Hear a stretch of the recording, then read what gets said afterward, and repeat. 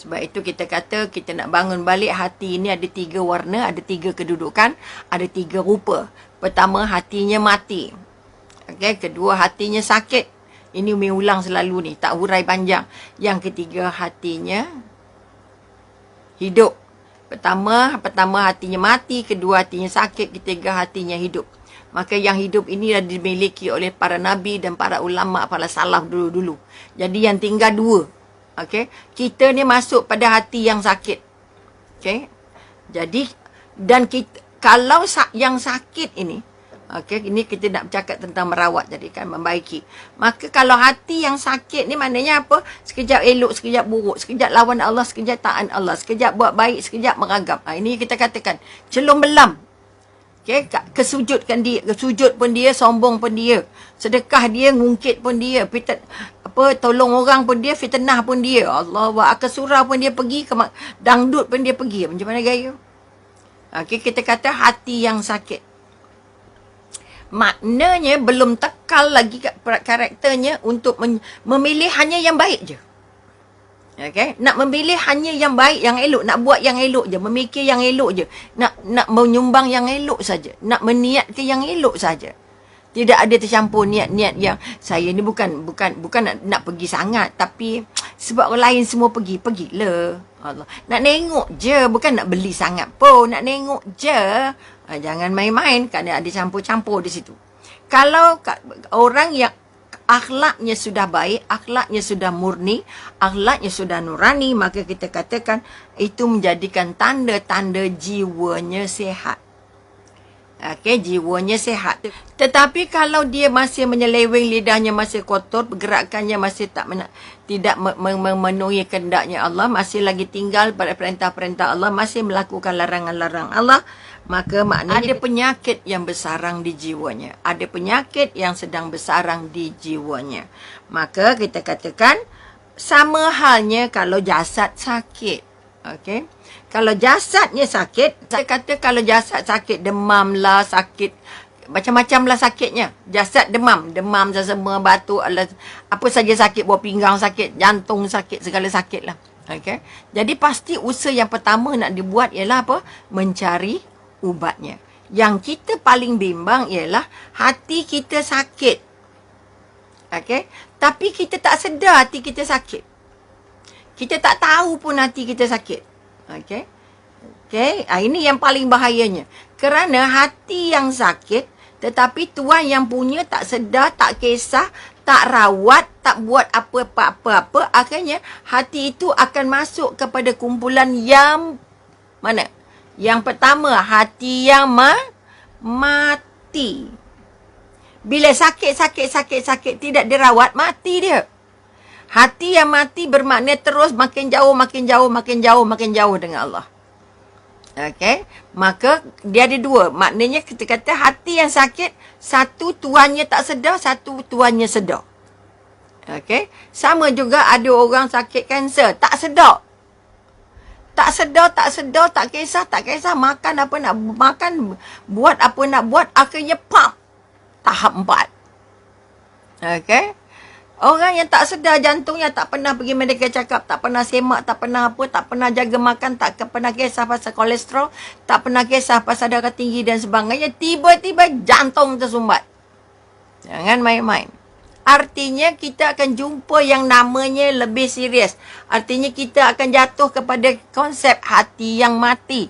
Dah tak kisah apa pun. Okey, bermakna dia tak takluk 100%. Hati yang mati digenggam iblis. Digenggam setan, digenggam jin. Itu hatinya mati. Dah tak hendak lagi melihat kebaikan. Tak hendak lagi kisah pasal kebaikan. Apa yang dia hendak, apa yang nafsunya saja nak. Dia akan buat apa yang ditunjuk oleh nafsunya. Nafsu setan baik, nafsu jin baik, nafsu iblis baik. Yang kita nak bincang ialah, ada orang yang hatinya sakit, dia sedar. Macam dia sedar juga jasadnya sakit. Kakak Umi meninggal kanser, liver cancer. Okay. Liver cancer, masa tahu-tahu sakitnya, sakit terus tahap 4. Okay, terus tahap 4. Okay. Kemudian, bila dirawat, bila dia pergi, dia semak, dia buat segala scan apa yang patut-patut semuanya walaupun dah tahap akhir, okey. Doktor kata apa? Sakit ini sudah bermula 8 tahun yang lalu. Kakak, Min bukan nak kata nak memburukkan, tapi nak berkongsi situasi. Sebab dia berniaga. Sibuknya dia berniaga. Okay, sibuknya berniaga. Takutnya meninggalkan perniagaan. Takutnya nak tutup kedai. Okay. Dan kebetulan pula di sebelah kedainya ada klinik. Okay. Jadi simptom-simptom sakit yang mengganggu dia hanya dibekalkan orang-orang klinik sebelah ini dengan painkiller. Tidak ada isteri, tidak ada ambil darah, tidak ada tengok jantung, tak tengok kolesterol, tak tengok apa-apa pun. Tidak ada sebarang pemeriksaan. Datang kenapa sakit kepala? Okey, ni ubatnya. Datang sekali dah sakit perut, gastrik agaknya, makan ubat gastrik. Dan izin Allah, makan ubat hilang sebulan, sihat. Balik makan, sakit pula dada. Okey, pergi makan balik, hilang sebulan. Akhirnya dia merasa bahawa tak ada bahaya. Okey? Tetapi apa yang Mi nampak, ini cerita macam mana hasil kalau tak kisah.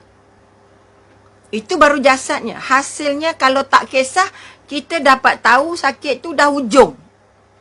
Okay, bila Umi bawa ke pemeriksaan doktor di Asunta Hospital, sampai doktor ramalkan bila melihat x-raynya, dia sempat hidup lebih kurang sebulan saja lagi. Bayangkan livernya dua-dua dah bengkak, dah ranum katanya. Dah tak boleh diusik. Walaupun peringkat awal pemeriksaan, doktor kata boleh buat operation dengan harga RM32,000. Dia setuju sebab duitnya banyak.